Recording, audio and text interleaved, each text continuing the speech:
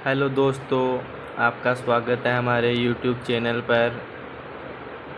अगर आप चैनल पर पहली बार आए हैं तो चैनल को सब्सक्राइब कर लीजिए और बेल आइकन को ऑन कर लीजिए।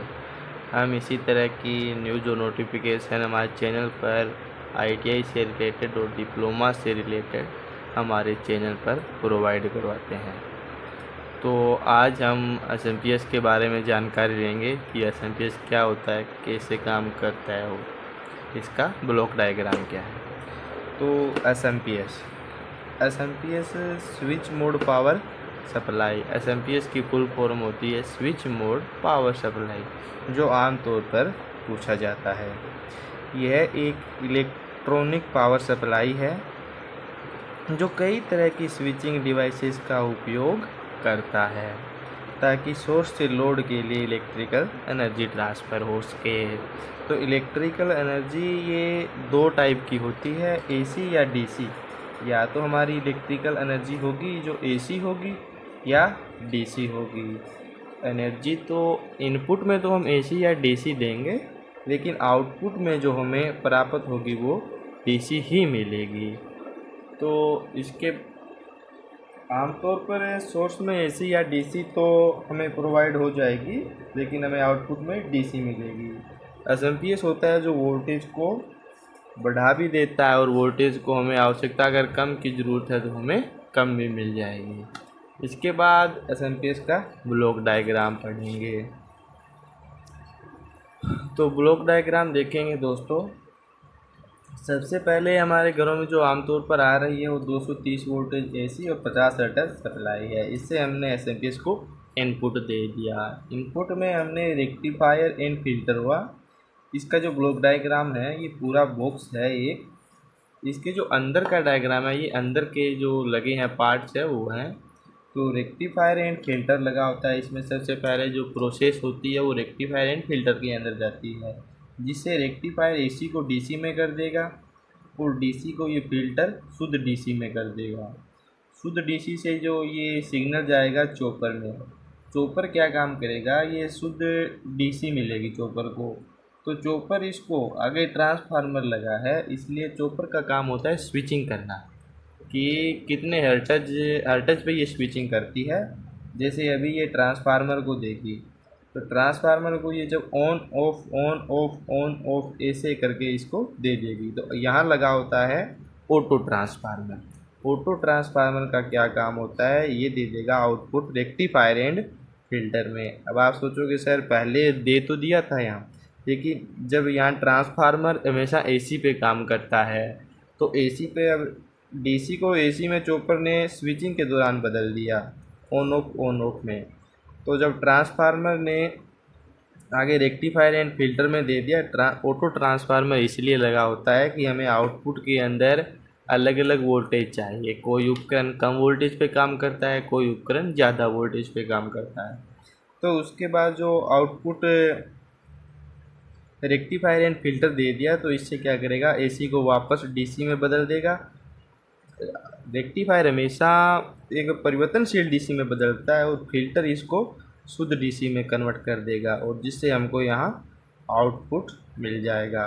अब दोस्तों ये काम हो गया हमारा, लेकिन हमें आगे कितना वोल्टेज चाहिए, यहाँ लगा है इसमें एक फीडबैक। फीडबैक का मतलब होता है दोस्तों आउटपुट से लेके इनपुट में देना, आउटपुट की सूचना लेके इनपुट में देना। फीडबैक होता है कि आउटपुट में क्या चल रहा है ये इनपुट को सूचना देगा ये।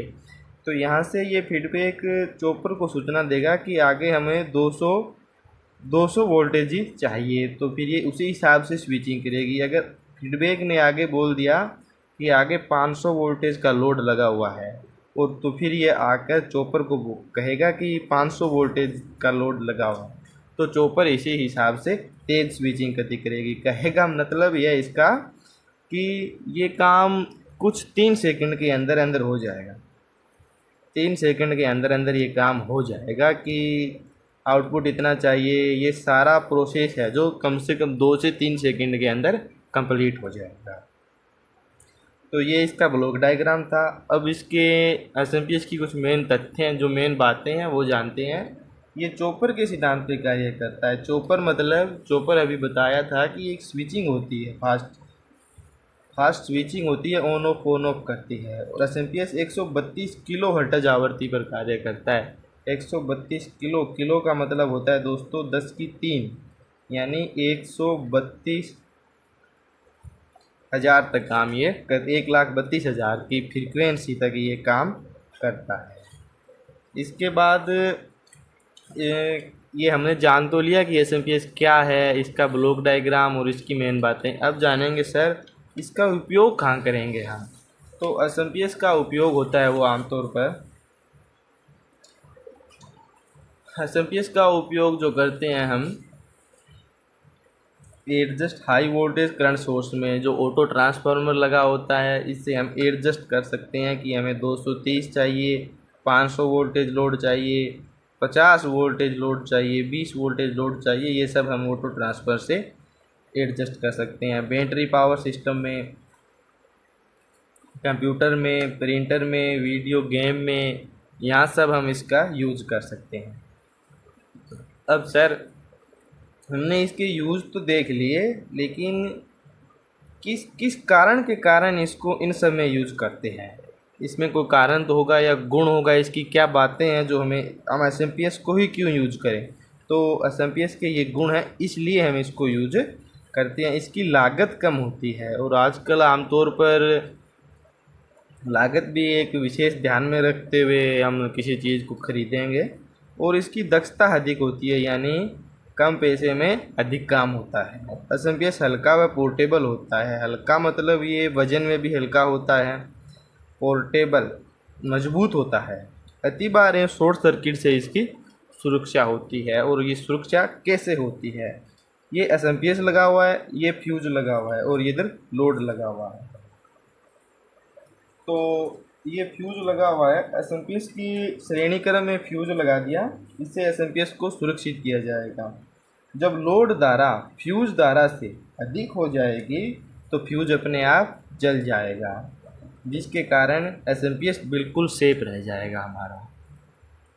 जब ये लोड धारा सिग्नल आएगी जैसे ज़्यादा होगी तो ये फ्यूज जल जाएगा, तो एस का और लोड का जो कनेक्शन है वो कट जाएगा। तो एस सेफ इधर रह जाएगा, लोड का इधर रह जाएगा। तो लोड में सप्लाई नहीं जाएगी तो लोड बच जाएगा उसके बाद में, और एस बच जाएगा। इसी तरह ये फ्यूज श्रेणी क्रम में लगाकर हम इसका यूज़ करेंगे। तो दोस्तों उम्मीद करते हैं आपको अच्छा लगा होगा। अगर हमारे चैनल पर नए हैं तो चैनल को सब्सक्राइब कीजिए। इसी तरह की न्यूज़ और नोटिफिकेशन पाने के लिए बेल आइकन को ऑन कर लीजिए। और हम ITI और डिप्लोमा से रिलेटेड हर रोज़ एक वीडियो डालते हैं। ITI और डिप्लोमा से रिलेटेड आपको कोई भी जानकारी लेनी हो तो हमारे डिस्क्रिप्शन में टेलीग्राम लिंक दिया हुआ है, उस पर जाके ज्वाइन कीजिए, वहाँ आपको सभी जानकारी मिल जाएगी। धन्यवाद दोस्तों।